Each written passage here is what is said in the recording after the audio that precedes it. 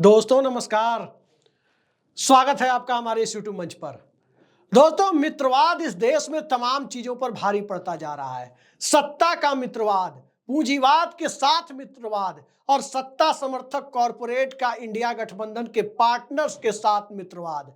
और इस मित्रवाद के बीच जब खबरें ये आने लगे कि जज साहबों को ये लगने लगे कि बहुसंख्यकों के मर्जी के मुताबिक शासन और व्यवस्था होनी चाहिए, सदन में आसन पर बैठे हुए व्यक्ति पर सत्ता पक्ष का प्रत्यक्ष या अप्रत्यक्ष ढंग से मदद का आरोप लगने लगे और मामला अविश्वास प्रस्ताव तक चला जाए, तो मित्रवाद की ये परिभाषा क्या मौजूदा दौर में लोकतंत्र की वो परिभाषा बनती जा रही है जिस परिभाषा के इर्द गिर्द न तो लोकशाही में विपक्ष का मतलब है, न ही दबाव समूह का मतलब है, ना ही सिविल सोसाइटी का कोई मतलब है, ना ही संवैधानिक संस्थाओं की शुचिता का कोई मतलब है, और न ही इस देश में आम आवाम की संवैधानिक ताकत को लेकर संविधान के संरक्षक की भूमिका में मौजूद न्यायपालिका में बैठे हुए कुछ लोगों को भी शायद इससे मतलब नहीं है। लेकिन मतलब नहीं होने के बीच हाईकोर्ट के जज साहब पर मत जाइए। संसद में अविश्वास प्रस्ताव राज्यसभा में सभापति के खिलाफ लाने की नौबत है, उस पर भी मत जाइए, बल्कि जाने की जरूरत तो वहां है कि मित्रवाद ने कैसे विपक्षी इंडिया गठबंधन को चकनाचूर करने की भूमिका तैयार करनी शुरू कर दी है। और यह मित्रवाद बिहार विधानसभा चुनाव के पहले दिखाई दे रहा है, यह मित्रवाद दिल्ली के विधानसभा चुनाव के पहले दिखाई दे रहा है। और इस मित्रवाद के दायरे में परिवारवाद पर हमला कर परिवारवादी ताकतों के साथ मिलकर चक्की पीसिंग के नारे से आगे जाकर सत्ता में भागीदारी की भूमिका तैयार करने तक यदि मित्रवाद परिवारवाद को उलटता हुआ दिखाई दे तो महाराष्ट्र अकेला राज्य नहीं है, बल्कि उस परिभाषा के दायरे में अब इंडिया गठबंधन में एक ऐसी व्यूह रचना बनती नजर आ रही है जिसमें एक तरफ संवैधानिक मूल्यों में क्षरण की बातें, दूसरी तरफ सत्ता और कॉरपोरेट के नेक्सस के बीच कॉरपोरेट को लेकर चल रही कवायद, और तीसरी तरफ गठबंधन का नेतृत्व कौन करेगा इसकी भूमिका भी मित्रवाद के द्वारा ही परोक्ष रूप से तैयार कर दी जाए, तो लोकतंत्र के महापर्व के ठीक पहले लोकतंत्र से महा और पर्व दोनों ही गायब होने की स्थितियां तो नहीं बन गई है। आपने देखा, कल भी मैंने चर्चा की थी कि ममता बनर्जी इंडिया गठबंधन का नेतृत्व करना चाहती हैं। शरद पवार चाहते हैं कि ममता बनर्जी आगे बढ़े।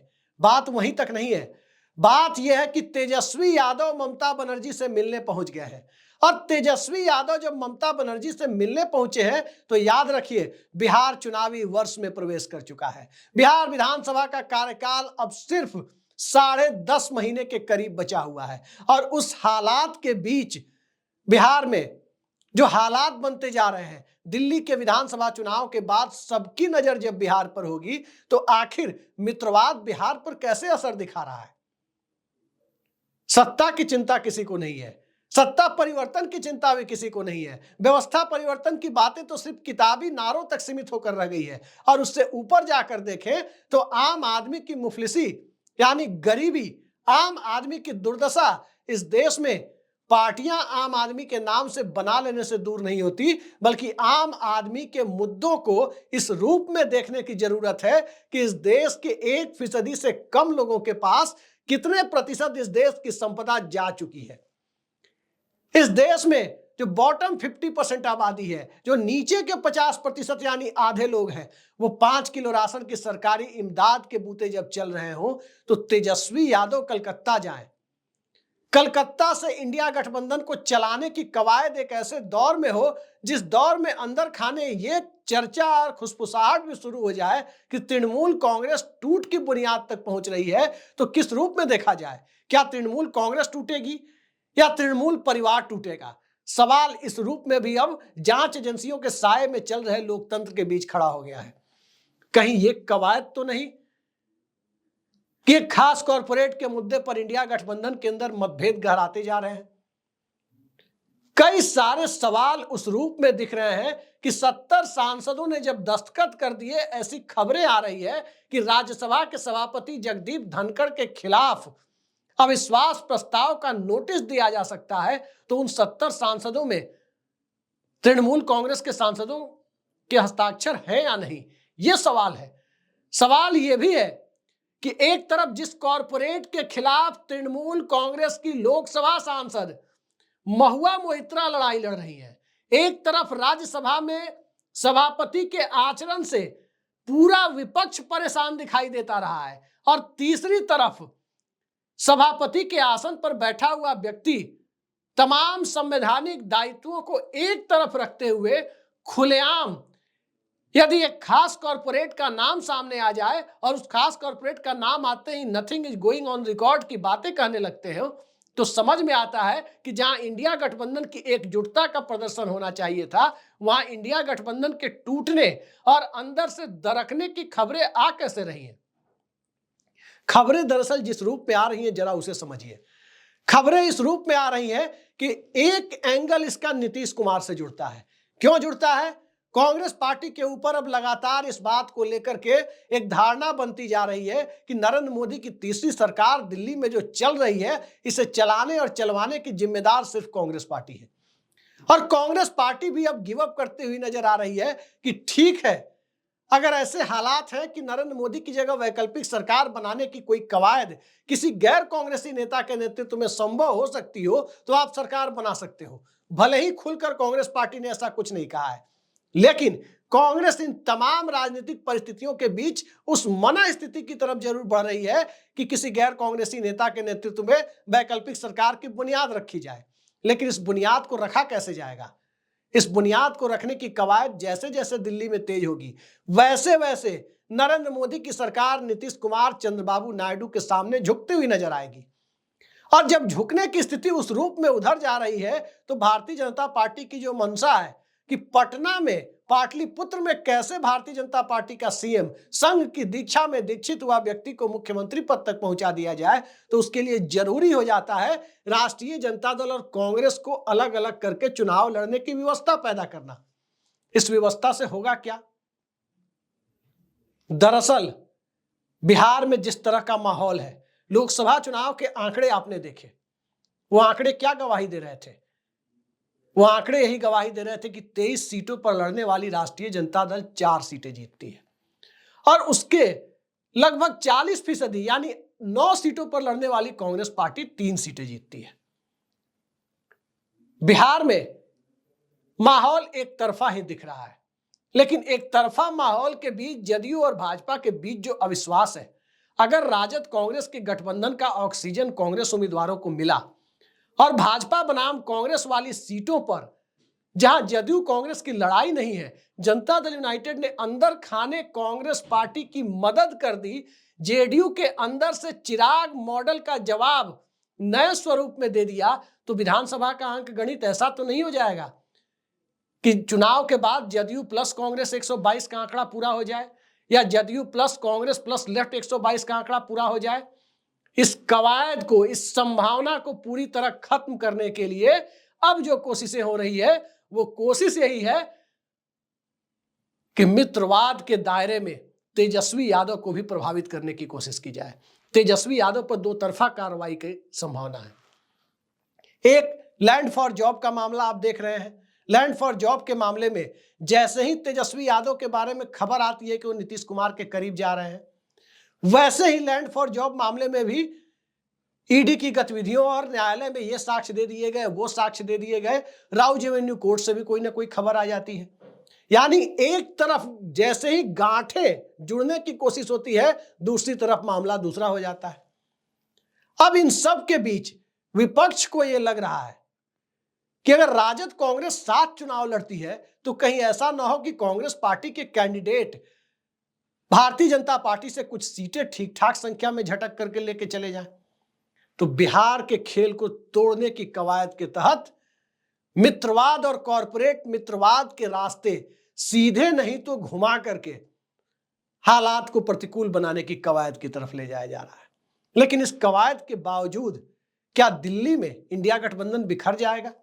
उत्तर प्रदेश में तो बिखरा नहीं, तमाम कोशिशें हुई। रामगोपाल यादव का भी बयान आ गया कि एक खास कॉरपोरेट से ज्यादा, गोदी सेठ से ज्यादा महत्वपूर्ण संभल है। लेकिन संभल से संभलने का मौका किसे मिल रहा है, और कौन सा दल संभल के बाद संभलना चाहता है? दरअसल संभल के बाद संभलने की कवायद में तो भारतीय जनता पार्टी दिख रही है। महाराष्ट्र के बाद अपर हैंड रखने की कवायद में तो भारतीय जनता पार्टी दिख रही है। कर्नाटक से लेकर राजस्थान तक जो लूप होल्स, जो क्रैक्स दिखाई दिए थे लोकसभा चुनाव के दरमियान, उसको भरने की कोशिशों में तो बीजेपी दिखाई दे रही है। सवाल यही उठता है कि जब ये सारी कोशिशें एक तरफ चल रही है, उस दौर में एकजुटता के प्रदर्शन के लिए दिल्ली में जो मास्टर स्ट्रोक खेलने की कोशिश बरास्ते अविश्वास प्रस्ताव हो रही है, उस अविश्वास प्रस्ताव का अंजाम इंडिया गठबंधन के लिए नतीजों से ज्यादा कहीं इस रूप में तो नहीं हो जाएगा जिस रूप में भारतीय जनता पार्टी उसे देखने की इच्छा व्यक्त करती है।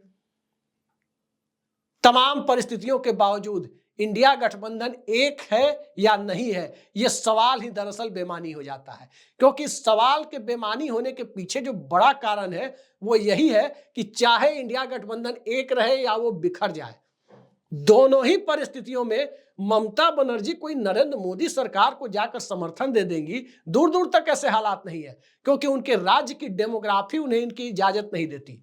तेजस्वी यादव कोई भारतीय जनता पार्टी से गठबंधन कर लेंगे, दूर दूर तक उनकी संभावना नहीं है, क्योंकि राजनीति खत्म हो जाएगी। और अखिलेश यादव की सियासत ही मौलाना मुलायम सिंह के उस प्रतीकात्मक नाम और उस पहचान के साथ शुरू होती है, जहां भारतीय जनता पार्टी के साथ कोई किसी तरह की खबर चला ले, राजनीतिक गठबंधन तो छोड़िए, अप्रत्यक्ष गठबंधन की भी किसी भी संभावना को राजनीतिक तौर पर मजाक से ज्यादा कुछ माना नहीं जा सकता। रही बात उद्धव ठाकरे की, रही बात शरद पवार की, वहां भी वैसी संभावना नहीं है। दरअसल संभावनाओं के खेल में इंडिया गठबंधन का टूटना और बचना नहीं, दिल्ली में कितना एकजुट है कितना नहीं है वो नहीं, बल्कि एकजुटता का संदेश देने के बावजूद लोकसभा चुनाव के बाद से अब तक भारतीय जनता पार्टी की सरकार को चला कैसे पा रही है नरेंद्र मोदी सरकार, सवाल यह है। और यही इंडिया गठबंधन की असली विफलता है। आजाद भारत के लोकतांत्रिक इतिहास में 18 लोकसभा चुनाव हो चुके और 18 लोकसभा चुनाव में आज तक अलायंस या स्ट्रेटेजिक अलायंस, किसी भी तरह के गठबंधन के साथ 234 सदस्यों का प्री पोल अलायंस, चुनाव पूर्व गठबंधन विपक्ष के रूप में संसद नहीं पहुंचा। आज तक कोई प्री पोल अलायंस 234 सीटों के साथ संसद नहीं पहुंचा। और इतना बड़ा विपक्ष जब खड़ा है, भारतीय जनता पार्टी के पास 272 का नंबर नहीं है, तो यह सरकार सिर्फ और सिर्फ इंडिया गठबंधन के स्ट्रेटेजिक फेलियर का नतीजा है कि यह चल रही है। और जब यह सरकार इस रूप में चल रही है, तो उसी रूप में शरद पवार का बयान इस सरकार की स्थिरता को और बढ़ाने का संकेत दे देता है। ममता बनर्जी की कोशिशें नरेंद्र मोदी को और सत्ता के करीबी मित्रवाद वाले कॉरपोरेट को कहीं ना कहीं राहत देने जैसी सुकून वाली खबर पहुंचा देती है। और इन सब के बीच तेजस्वी यादव के कलकत्ता दौरे को, ममता बनर्जी से मिलने जाने की खबरों को जैसे ही ये मीडिया में आती है, उसके बाद हालात यही दिखते हैं कि इंडिया गठबंधन के अंदर भी एक गठबंधन की जो सूरत बन रही है, उस सूरत से नरेंद्र मोदी सरकार बहुत ज्यादा खुशफहमी में तो नहीं है। खुशफहमी में कांग्रेस पार्टी के नेतृत्व और कांग्रेस के पास नेतृत्व न रहे, इन दोनों मुद्दों को लेकर के तो भारतीय जनता पार्टी हो सकती है, लेकिन भारतीय जनता पार्टी अपने सहयोगी दलों को कब तक बनाए रखेगी, यह सवाल इंडिया गठबंधन के सामने उसके बरक्स रखकर जब देखा जाता है, तो साफ दिखाई देता है कि उसे बनाए रखने के लिए मित्रवाद का चाबुक जरूरी है। और मित्रवाद के चाबुक के साथ अहम की टकराहट भी इंडिया गठबंधन के लोगों के बीच उस मित्रवाद को पोषित करने की दिशा में बड़ा कदम उठाता दिखता है। अविश्वास प्रस्ताव पर आपको दिख जाएगा, यदि अविश्वास प्रस्ताव राज्यसभा में, यदि सभापति को हटाने का संकल्प उस संकल्प पत्र के रूप में अविश्वास प्रस्ताव आता है, तो यह दिख जाएगा कि टीएमसी के लोगों ने समर्थन दिया या नहीं दिया। यह दिख जाएगा कि इंडिया गठबंधन की एकजुटता को लेकर कोई वैकल्पिक सरकार की संभावना इस देश के जिम्मेदार विपक्ष के लोग और उसके मतदाता मान सकते हैं या नहीं मान सकते। लेकिन जो नहीं दिख रहा है वो यही नहीं दिख रहा है कि भारतीय जनता पार्टी जो अंदर से जिस घबराहट में है कि पता नहीं नीतीश नायडू और अब तो एकनाथ शिंदे भी किसी नई बुनियाद की संरचना तो नहीं रख रहे हैं, पता नहीं कोई बड़ा ऑफर तो उनकी तरफ से नहीं आ जाएगा एक ऐसा ऑफर जिस ऑफर के सहारे इस देश की सियासत के चाल चरित्र और चेहरे को बदलने के लिए कोई वैकल्पिक सरकार स्टॉप गैप अरेंजमेंट के रूप में 6 महीने साल भर के लिए आकर खड़ी हो जाएगी। आज की तारीख में इंडिया गठबंधन के सामने जो सबसे बड़ा मुद्दा होना चाहिए था वो न तो अडानी था, न ही संभल था, न ही वो मशीन से होने वाली वोटिंग थी, और न ही वो मुद्दा सांप्रदायिकता का था, और न ही संघ के एजेंडे का था। क्योंकि ये सारे मुद्दे और इसका समाधान उसी में निहित है कि आखिर सरकार कब बदलती है। बिना सरकार बदले एक ऐसे दौर में आप मुद्दों को उठाते जाइए जिस दौर में आसन की तरफ से भी सदन के अंदर आपको समर्थन नहीं मिल रहा है। आपको मुद्दे उठाने के दरमियान उसे रिकॉर्ड में नहीं रखा जाना है। तो उस दौर में मुद्दे उठाने से ज्यादा जरूरी, अपनी सरकार बनाने से ज्यादा जरूरी, गठबंधन की एकता से भी ज्यादा जरूरी वो मुद्दा खड़ा हो जाता है जिस मुद्दे के तहत इंडिया गठबंधन ने चुनाव लड़ा था। आज कौन सी परिस्थिति हो गई कि जज साहब कहते हैं, हाई कोर्ट के जज साहब, कि इस देश में बहुसंख्यकों की मर्जी के मुताबिक कानून काम करेगा। कथित तौर पर उनका एक बयान चर्चित हो रहा है। कौन सी परिस्थिति उत्पन्न हो गई कि सदन के सभापति किसी खास कॉरपोरेट का मुद्दा नहीं उठाने देते, और वो कौन सी परिस्थिति पैदा हो गई जिन परिस्थितियों में इस देश की सत्ता के शीर्ष पर एक ऐसा गठबंधन बना हुआ है जिस गठबंधन को बनाए और चलाए रखने में विपक्षी गठबंधन उसे हटाने के लिए कोई दिलचस्पी सार्वजनिक तौर पर दिखाता हुआ प्रतीत नहीं होता है। राहुल गांधी की अपनी बुनियादी समस्याएं हैं, राहुल गांधी की पार्टी की अपनी बुनियादी समस्याएं हैं, लेकिन राहुल गांधी का एक मजबूत पक्ष भी है। वो यही है कि इस देश के अंदर विपक्ष के सबसे बड़े चेहरे के तौर पर वही स्थापित है। लेकिन क्या यही ताकत, राहुल गांधी की यही ताकत इंडिया गठबंधन के स्वरूप के लिए सिरदर्द बनती जा रही है? जी नहीं, राहुल गांधी की यह ताकत सिरदर्द नहीं बन रही, बल्कि इंडिया गठबंधन के लोगों के बीच मौजूदा सरकार को चलने देने को लेकर जो एक मूक सहमति जैसा माहौल बनता दिख रहा है, वो इस देश में इंडिया गठबंधन के वोटर के लिए सिरदर्द बन रहा है। क्योंकि उस सिरदर्दी के बीच ही इस तरह के बयान और इस तरह के बयान देने वाले लोगों के हौसले बढ़ते हैं कि अंततः बहुसंख्यकवाद या बहुसंख्यक तुष्टीकरण सत्ता से ज्यादा जरूरी सामाजिक विमर्श के रूप में जब दिखाई देने लगे, तो चाय पान की दुकानों से लेकर हवाई अड्डे और रेलवे स्टेशन के वेटिंग रूम तक का माहौल सांप्रदायिकता से ओत प्रोत करने की कोशिशें जब हो रही हो, तो उस दौर में आखिर इंडिया गठबंधन किस हाइपोथेटिकल दुनिया में टिका हुआ है? कौन सी परिस्थितियां उसके सामने है कि वो कौन से यूटोपियन सोसाइटी की बात कल्पना लोग से लेकर बैठा है कि 24 में नहीं हटा पाए तो 29 में हटा देंगे? दरअसल मैं बार बार इस बात को कहता हूं और फिर कह रहा हूं कि नरेंद्र मोदी की पिछली दोनों बहुमत वाली सरकारों की तुलना में इस देश में विपक्ष के लिए नरेंद्र मोदी की अल्पमत वाली 272 से कम वाली सरकार एक बेहद खतरनाक स्वरूप में सामने आने वाली है। इसलिए क्योंकि ये जनोन्मुखी एजेंडे को भी ऊपर रखेगी। थोड़ा सा पॉलिश प्रो पीपल अप्रोच का, थोड़ा सा पॉलिश हिंदुत्व का, थोड़ा सा पॉलिश मित्रवाद को दबे ढीके ढंग से चलाने का, और थोड़ा सा पॉलिश जेपीसी वगैरह के माध्यम से संसदीय व्यवस्था ठीक ठाक चल रही है ये सबूत देने का। और इन सब पॉलिश के बीच में 5 किलो राशन और मोदी जी का भाषण तो है ही।